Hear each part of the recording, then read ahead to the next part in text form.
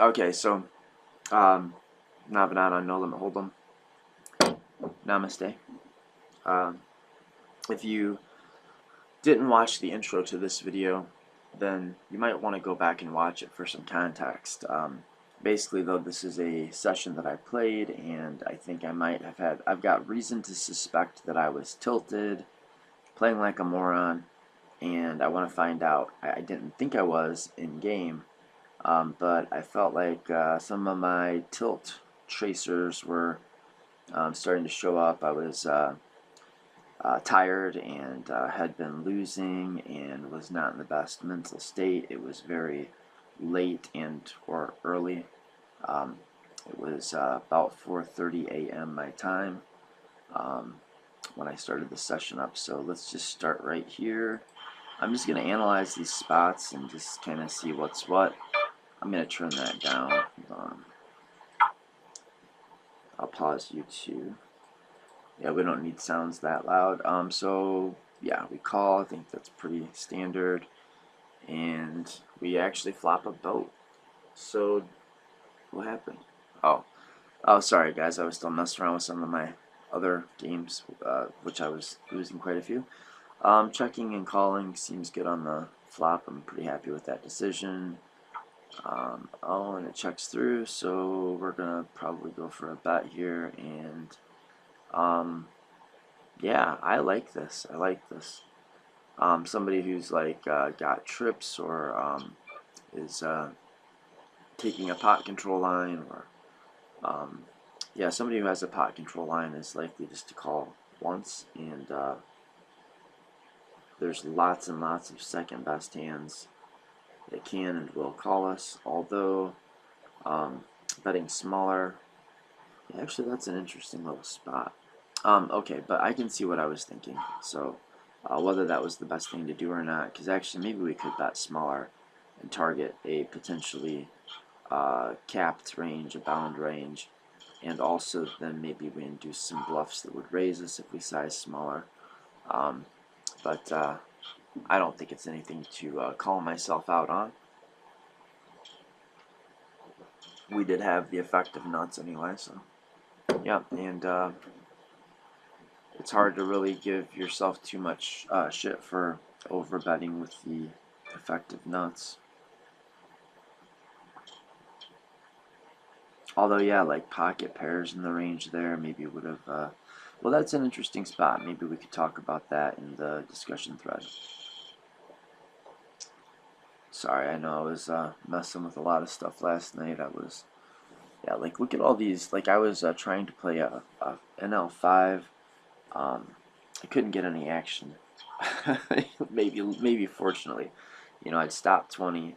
Couldn't get any action at 10, couldn't get any action at 5, so I was playing fast fold. It sucks to play poker in America. It's not the most ideal place to do it. We go 3x, I think that's just fine. I was playing around a little bit with 2.5x opens. I used to think that I was getting 3-bet a lot more when I used that sizing. And I do think I was. But it was mostly at smaller stakes. So I think in this video somewhere I did start trying some smaller raises just to see if I could get them through. That might have been earlier in the session, I'm not sure.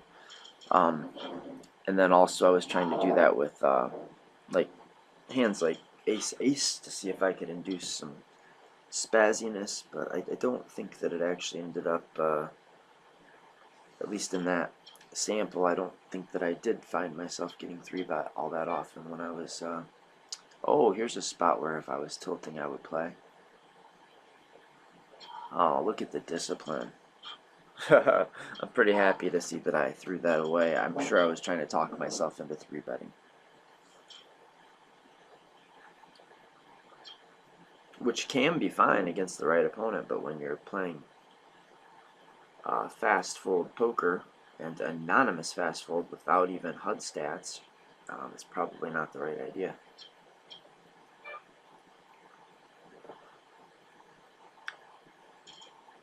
Yeah, one of the secrets to fast fold poker is you don't have to do anything for board coverage or really balance. I mean, you can play each hand uh, for its vacuum EV. Let's try to do what you think is going to be best against the population. I I like this double barrel. I think it would have been better to do with a hand that had some kind of equity, and better to do. But we're going to have to follow through. I mean, if we're betting that turn, then we have to bet this river. It's a pretty scary ass river. Um, I'm not hating myself for that play, but I don't know. That's a tilt marker. That's like making me a little nervous here. Um, it was a run out that lent itself pretty well to triple barreling, but I would have preferred that I started barreling off with a hand that had some kind of equity. So I don't know, I'm going to call that strike one. That was a little optimistic. I'm going to say like 3 strikes and I'm tilting. That's strike one. Barreling off with no pair, no draw. Against 2 opponents that I don't know. I wouldn't bat an eye at that play, by the way, if it wasn't fast fold or anonymous fast fold. I just say, oh, I'm sure I have my reasons for doing that. It's not so far out of bounds that it really needs to be discussed.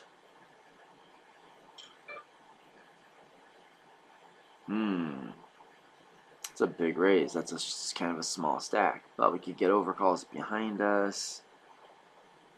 Good lord. The big blind's not even got a full stack. This is a tough one. Tough one. I find that yeah, I don't know. I don't know if I like that call. Because we, think we get squeezed more often than we get overcalls. And I think we really needed the overcall from especially one of the blinds to make that a very profitable set line. Facing a big raise off of a shorter stack, he only had like 15 bucks and he put $1 in. And we're still in early position. I think we should have folded the pocket threes. Not quite ready to call that strike 2, but I definitely think that I was not playing my A game. I was not being careful enough.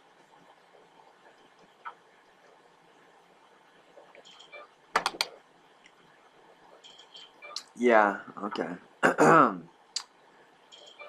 Sticky much Navonod. I mean, again, I don't hate the float. It's just like fast fold, anonymous. I mean, you need to pick your float targets pretty well when you're trying to peel flops with overcards and backdoor nut flush draws. I mean, I did have ace high. It was a paired board. I did have 2 good overcards. I did have a hand that would be the best hand at showdown if it like went check, check, check, check after that pretty often. I don't hate it, you know. Again, I don't hate it, but it's all these little things that kind of add up to like. I mean, if I don't go any further than I've been going, I'm not going to be ready to say that yeah, I was playing badly. But I'm definitely more on the loose aggressive side of the spectrum here, which for me, and you know, I don't know that it's that bad to be, but like here's another example. You know, that's a great turn card to barrel. That might be the best turn card to barrel. But if I just keep poking around in there with no equity on my double barrels, I don't know. I wouldn't do that. I think I would not have done that if I was playing my A game.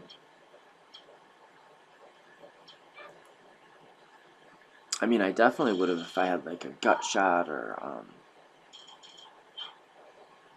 I don't remember the board, but if I had picked up equity, if I had at least a gut shot, then I think it would make a lot more sense. But problem with doing it with pocket twos, as good as a card as I think that was for barreling, it's like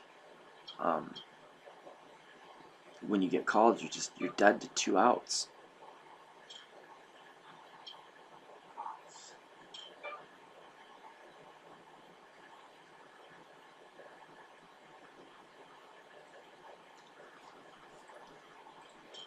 Yeah, I like this. I like it. I don't think we get it in. I think I would have remembered that. Alright, half pot seems about right. Okay, good, good. Okay, cool. I think we should just rip this turn.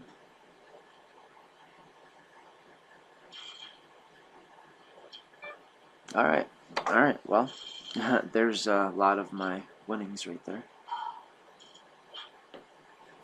Pocket aces, man, if you're one of those people that says I never win with pocket aces, or you just think like, nah, it's not that big a deal when you raise and somebody folds and you've got aces. If you look at some databases, man, if you took aces out of most players' databases, um, it would hurt them a lot. Like if you're just barely winning, if you're like a break-even player or a slight winner, you're not quite ready to go up to the next level of whatever stake you're playing. If you took the pocket aces out of your ranges, you just would be, I think you'd be surprised just how much it would hurt. There's no way you'd be a winning player. And you've got to be crushing the stake you're playing for that to not be true. Aces make up a lot of your win rate.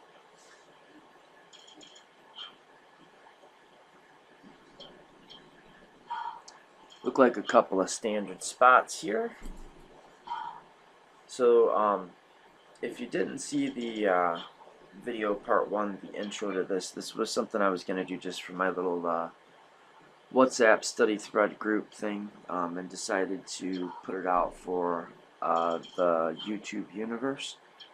And just kind of see how it went, see if you guys appreciate it. I was hoping to get some commentary from y'all. One of the things I was saying is oh, what do we got here? I know in my, like, I hope I fold, but I know I'm itching. I know I'm like, I should 3-bet him. I should 3-bet him. I should 3-bet him. Fold. Good job, Navonod. Good job. Alright, maybe maybe the dark side of tilt has relinquished its grip on us just because maybe we got that extra couple bucks in from having aces hold. God, we're such flaky, weak, limited individuals as human beings, are we not? Yeah, but I was hoping to get some comments going, some commentary running. Like I was saying, I don't mind that I don't have all the subscribers. I just wish that we had more chat going on. And so I thought I would post something like this and see if we could get some discussion going on YouTube. Nice disciplined fold with a pair of twos on ace queen queen. Now, I mean, clearly that's a fold. It's not that disciplined, but when I'm on full-blown monkey tilt, I could see myself doing something like peeling that flop, thinking like, I've got the best hand, fuck 'em.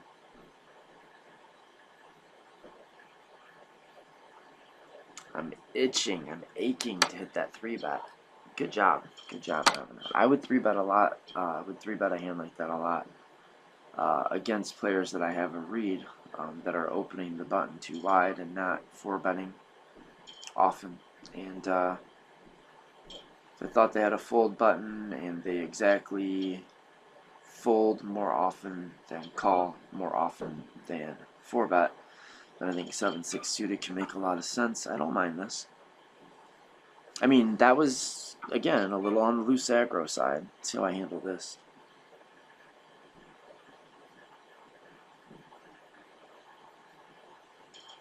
But I like it. I like it.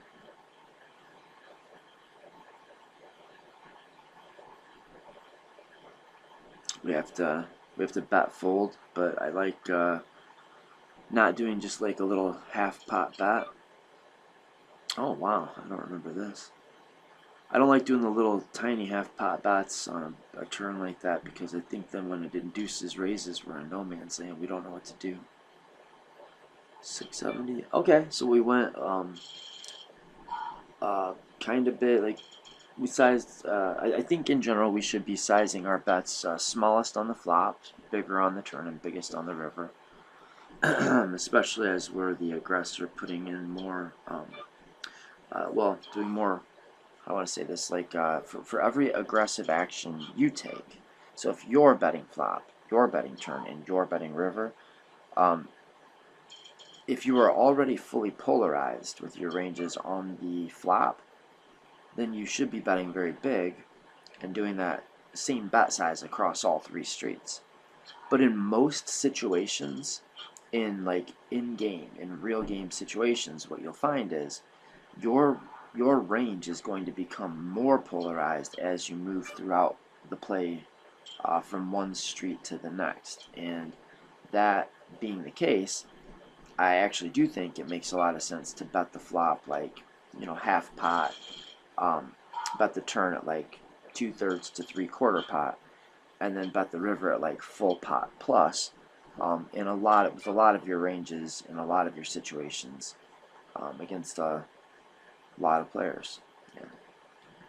So, in case this is a debacle of a bore, I may just decide to shut this down, and wait for comments from my my YouTube peoples to see if this is something we'd be interested in um, seeing more of and doing more of.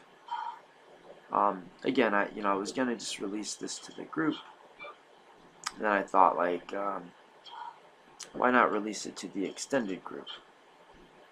You know, I'd love to hear from you guys. I've got my little strategy group. Everyone in the group I've coached at some point, but I don't have. I'll say this, like, not all of them are people that are currently taking sessions. I don't have a lot of time to do a lot of sessions with a lot of people anyway. So not only did I not want to make it the case that you had to be doing sessions with me to keep your membership in the group, but also I just really don't have time to do sessions for as many people as I would like in the group. We've got, I don't want to have like all the people in the group, and I do think it's good that I'm saving those spots for people that actually have done sessions with me. But well, you guys that don't have a poker group and don't have poker friends and buddies that you talk hands with and a coach, I'd like to offer up this YouTube channel as a chance for you guys to talk hands. So and tear me apart, guys. I was half asleep last night playing this, and I'm not. There's a lot of my decisions I'm not committed to their correctness.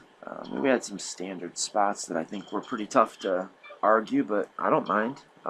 If you see something that you think is noteworthy, or you like to hear me defend my play, or me tell you, yeah, I think you're right, that probably is not a great play, or there's plenty of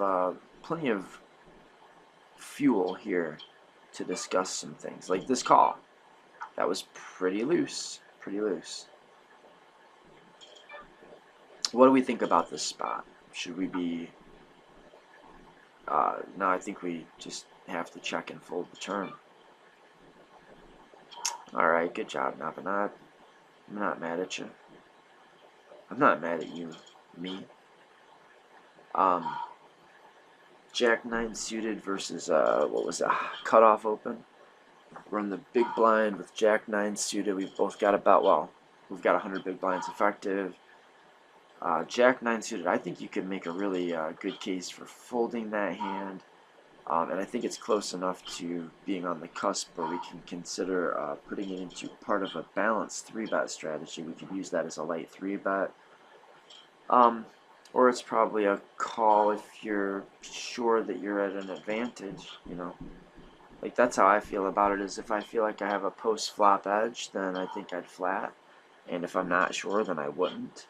If I had a read that said my opponent had a fold button, then I would 3-bet. And if I did not, then I'd probably tend to just fold it. Now, I don't think it's awful. Like Jack 10 suited, I'm for sure calling. So Jack 9 suited, it's probably alright, and probably could go either way as a flat or a light 3-bet. Well, this will be murky water. We're in murky land here. Should I peel this? I think I should peel this, but Alright. And now I think we should just be giving up. Ooh. This is interesting. Do you guys check back here, or do you go for the C bet? Or the, well, the bet. I knew it. I'm like, I think I remember in game thinking the dude's got like 9s through jacks here. 9s through queens. God, that felt like jacks. Well, it could be that I have literally played this hand yesterday, last night, this morning. Let's see, how did we end up last night? Things not done buffering, but let's just see.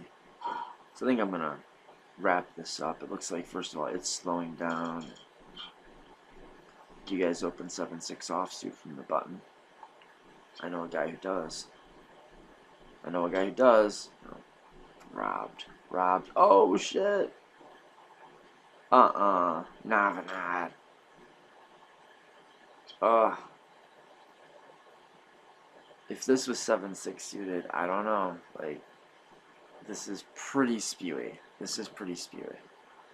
And I could say, well, you know, I'm deep enough, I'm in position, what's he gonna do about it, and all that, but honestly, I think it was 5-something a.m. Oh no.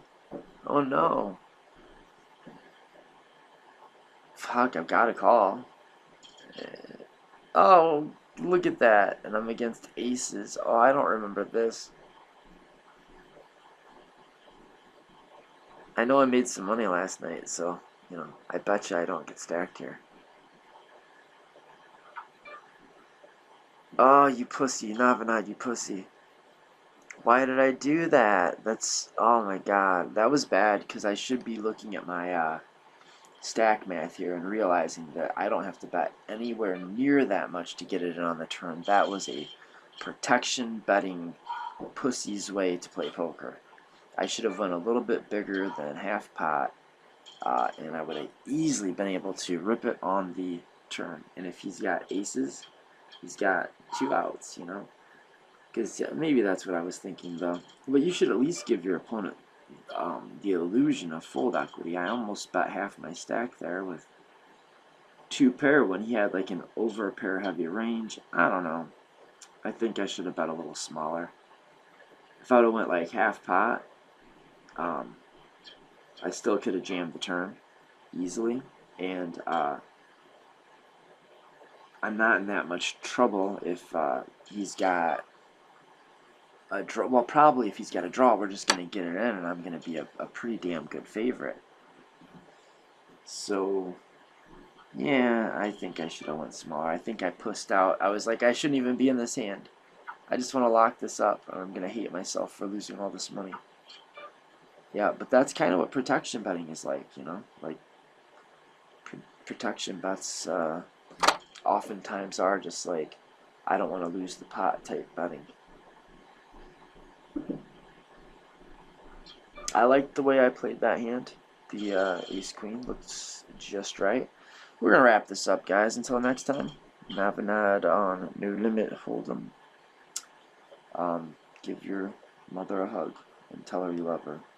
And while you're at it, good quote LUCK. End quote. Namaste, bitches.